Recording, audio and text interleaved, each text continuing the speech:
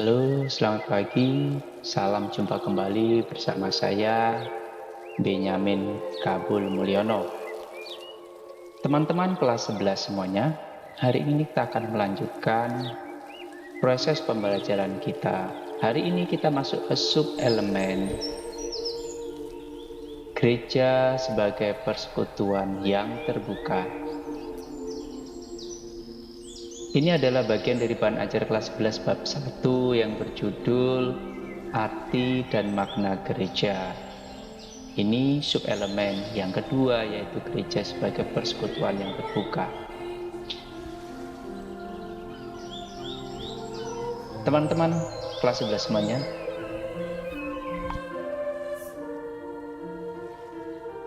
sebelum kita masuk lebih dalam, marilah kita mengambil kegiatan pembelajaran ini dengan berdoa. Dalam nama Bapa dan Putra dan Roh Kudus. Amin. Ya Bapa yang Maha Baik, kami bersyukur untuk semua berkat yang kami terima. Pada pertemuan ini kami mohon berkat-Mu dan bimbingan Roh Kudus-Mu, agar melalui gereja-Mu terbentuk persekutuan cinta kasih sejati, sebagaimana yang telah diteladankan Yesus Kristus Putra-Mu kepada kami. Bantulah kami agar melalui perjumpaan pembelajaran ini, kami semakin memahami dan menghayati persekutuan sebagai anggota gereja dan semakin terlibat dalam masyarakat. Engkau yang hidup dan berkuasa kini dan sepanjang masa. Amin. Kemuliaan kepada Bapa dan Putra dan Roh Kudus, seperti pada permulaan, sekarang, selalu, dan sepanjang segala abad. Amin. Dalam nama Bapa dan Putra dan Roh Kudus. Amin. Nah, teman-teman kelas 11 sekalian, kita awali pembelajaran ini dengan melihat foto ini. Mari kita simak bersama. Kita tahu ini ada Bapak Paus Fransiskus. Siapa rekan-rekannya? Siapa beliau-beliau ini dan di mana? Nah, foto ini diambil pada tanggal 3 bulan Februari tahun 2019. Ini adalah dokumentasi dari sebuah sejarah. Paus Fransiskus bersama Imam Besar Al-Azhar, Syekh Ahmed Al-Tayeb, telah menandatangani The Document on Human Fraternity for World Peace and Living Together. Dokumen ini disebut dengan Dokumen Abu Dhabi. Peristiwa ini merupakan tonggak sejarah baru Gereja Katolik yang selalu membuka diri, membangun persaudaraan sejati umat manusia. Dokumen Abu Dhabi menjadi peta jalan yang sungguh berharga untuk membangun perdamaian dan menciptakan hidup harmonis di antara umat beragama, dan berisi beberapa pedoman yang harus disebarluaskan ke seluruh dunia.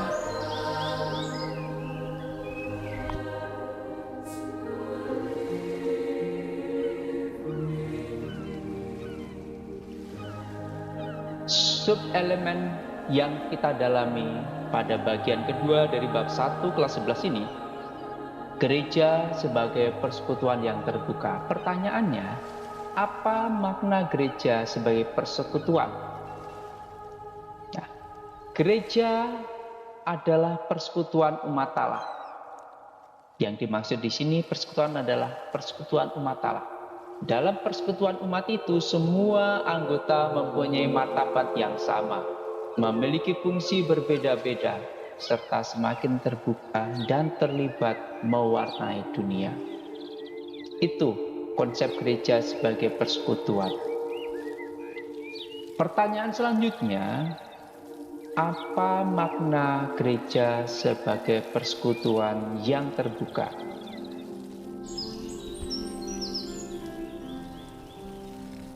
Gereja sebagai persekutuan yang terbuka bermakna gereja hadir dan berada untuk dunia. kegembiraan dan harapan, duka dan kecemasan orang-orang di zaman sekarang, terutama kaum miskin dan siapa saja yang menderita, merupakan kegembiraan dan harapan, duka dan kecemasan murid-murid Kristus. Gereja menjadi tanda dan sarana atau sakramen keselamatan bagi dunia. Itu makna gereja sebagai persekutuan yang terbuka.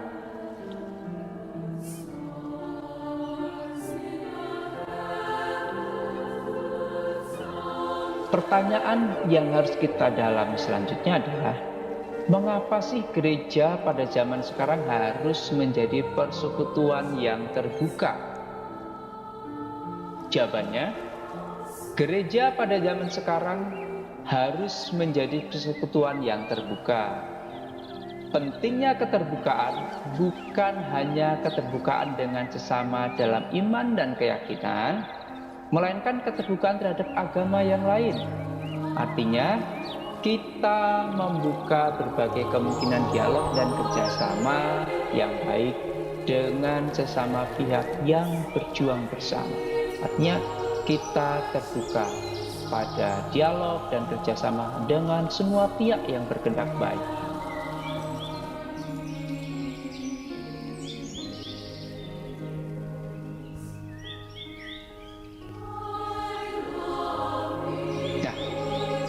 Persekutuan gereja yang terbuka itu sendiri mendasarkan diri pada konsep gereja perdana, gereja Kristus pada awal mula. Kalau kita membaca kembali dalam kitab suci, kisah tentang gereja perdana, kita akan menemukan di mana murid-murid Kristus menggambarkan persekutuan yang amat terbuka. Dari bacaan itu, apa isi pesan dari cara atau semangat hidup umat perdana gereja awal itu bagi gereja sebagai persekutuan zaman sekarang? Apa pesannya yang menjadi amanah bagi kita di zaman sekarang? Pesannya ini, cara hidup umat perdana memberikan kita buah kesadaran bahwa kebersamaan dalam persekutuan itu penting. Hal-hal yang dapat terlihat, misalnya segala sesuatu adalah milik bersama, hidup dalam persaudaraan kasih, saling memberi dan menerima sesuai kebutuhan, terbuka untuk semua orang. Semangat dan keteladanan inilah yang dapat kita contoh, yaitu kepekaan terhadap situasi sosial ekonomi dan sesama saudara dalam persekutuan umat. Ini pesan. Ini konsep persekutuan yang terbuka yang dihidupi umat perdana, yang menjadi konsep persekutuan yang terbuka bagi umat Kristiani zaman saat ini.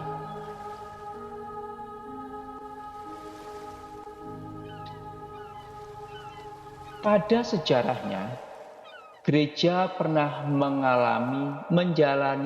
menghayati dua model, dua sistem. Di sini diperkenalkan ada dua sistem, dua model di dalam gereja.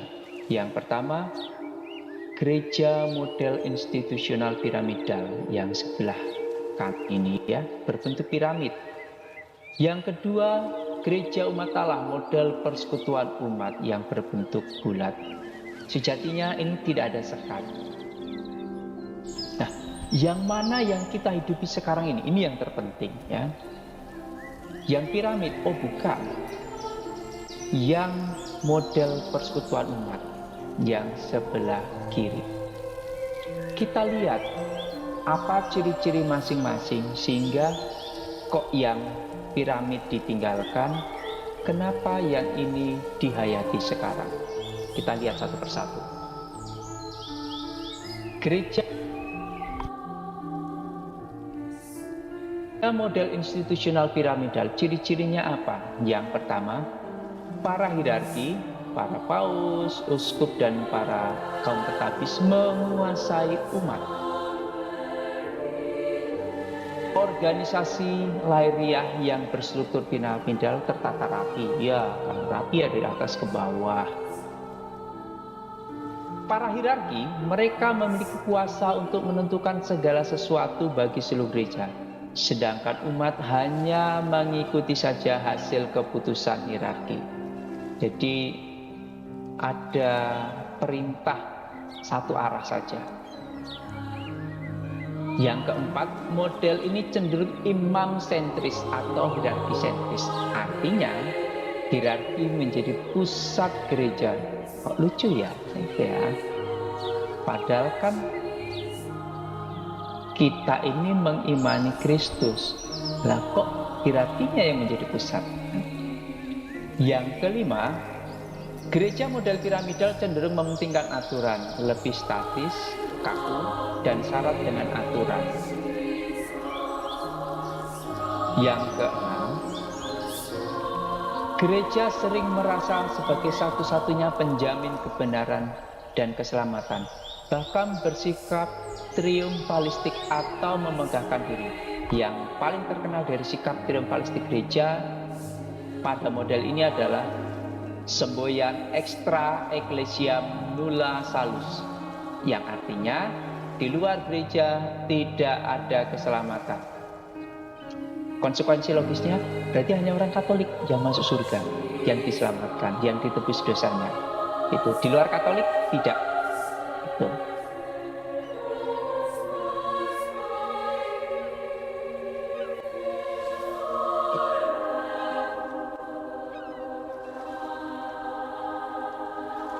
Model institusional piramidal ini berakhir sejak dilaksanakan Konsili Vatikan kedua tahun 1962 sampai 65. Sejak saat itu berlakulah gereja model persekutuan umat. Ciri-cirinya apa? Yang pertama, gereja tidak lagi hierarki sentris melainkan kristosentris. Artinya Kristuslah pusat hidup gereja. Nah ini benar kan? Sedangkan kaum hierarki, kaum awam dan biaran dirawati sama-sama mengambil bagian dalam tugas Kristus dengan cara yang berbeda-beda sesuai dengan talenta dan kemampuannya masing-masing. Nah, berbagi tugas ya.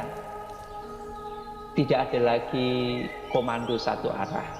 Yang kedua, gereja lebih bersikap terbuka dan rela berdialog untuk semua orang. Gereja meyakini bahwa di luar gereja pun terdapat keselamatan. Bandingkan dengan model sebelumnya, extra ecclesiam nulla salus. Hanya di dalam gereja Katolik saja mendapatkan keselamatan. Yang di sini gereja meyakini di luar gereja pun terdapat keselamatan. So, ya. Dan terbukaan dan rela berdialog ini bukan hanya kepada semua manusia, tapi kepada seluruh perbedaan, termasuk perbedaan agama. Yang ketiga, adanya paham gereja sebagai umat Allah yang memberikan penekanan pada kolegialitas episkopal, keputusan dalam kebersamaan. Berarti apa-apa yang diputuskan dalam gereja ini berdasarkan pembicaraan bersama para pemimpin gereja. Hierarki yang melibatkan awam tentunya. Adanya semangat pembaruan atau aggiornamento yang mendorong umat untuk terlibat dan berpartisipasi serta bekerja sama dengan klerus. Tuh ya, ada pembaruan di sana. Simbolnya kita tahu yang ini ya. Nah,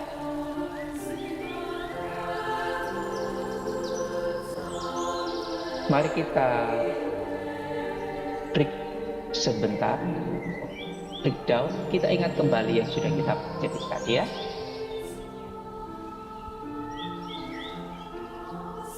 Tentang makna gereja sebagai persekutuan terbuka, tentang model-model yang pernah dihidupi dalam gereja. Sudah ya? Baik, teman-teman kelas 11. Kita tutup pembelajaran kita dengan berdoa. Kita hening sejenak. Dalam nama Bapa dan Putra dan Roh Kudus. Amin. Ya Bapa yang Maha Kasih, kami bersyukur atas berkat-Mu yang sungguh agung dan mulia. Dalam perjalanan gereja-Mu di dunia, Engkau memberi janji dan membuka pintu kebaikan cinta kasih.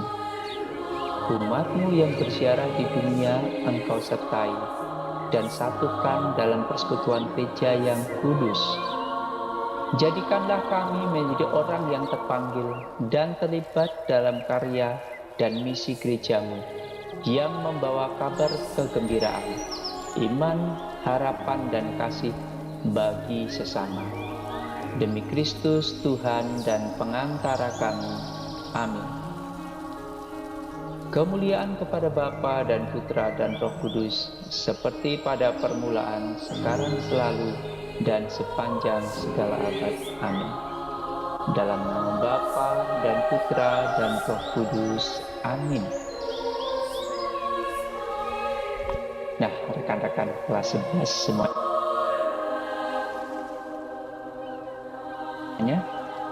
demikian pemaparan tentang materi gereja sebagai persekutuan yang terbuka.